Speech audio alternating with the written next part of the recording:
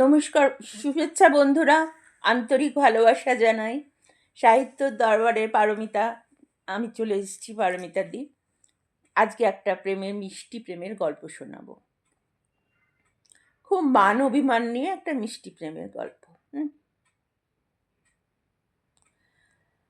আজ মৈনাকে সারাদিন অফিসে ভীষণ পরিশ্রম গেছে, একটু হালকা হওয়া দরকার।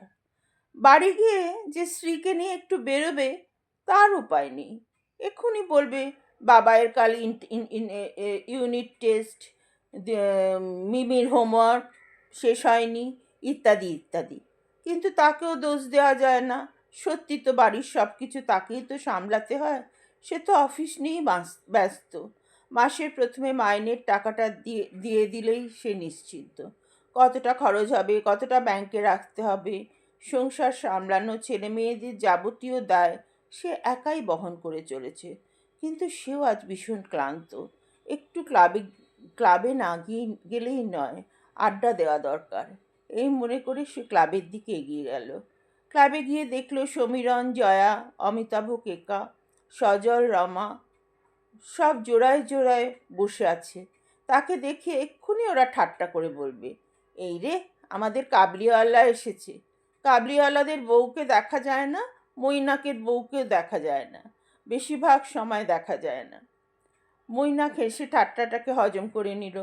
সমীরণ ওর জন্য ড্রিঙ্কসের অর্ডার দিল। একটু পরেই নীলা এসে ওদের সাথে যোগ দিল। সম্প্রতি ওর প্রীতমের সাথে ডিভোর্স হয়ে গেছে, তাই প্রীতম আর এ ক্লাবে আসে না।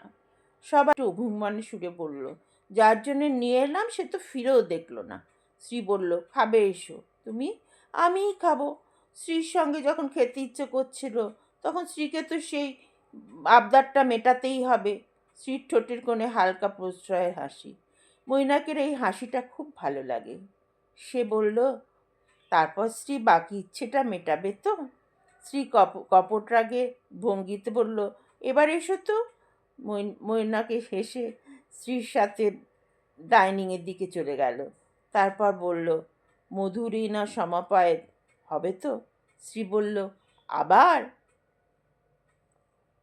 একটু মিষ্টি প্রেমের গল্প লিখলাম আজকে। একটু বিভিন্ন ধরনের লেখার চেষ্টা করছি যাতে তোমাদের ভালো লাগে। আমি বারবার বলছি, তোমাদের যেরকম ভালো লাগে আমাকে একটু জানিও, আমি সেরকমই লিখব। আর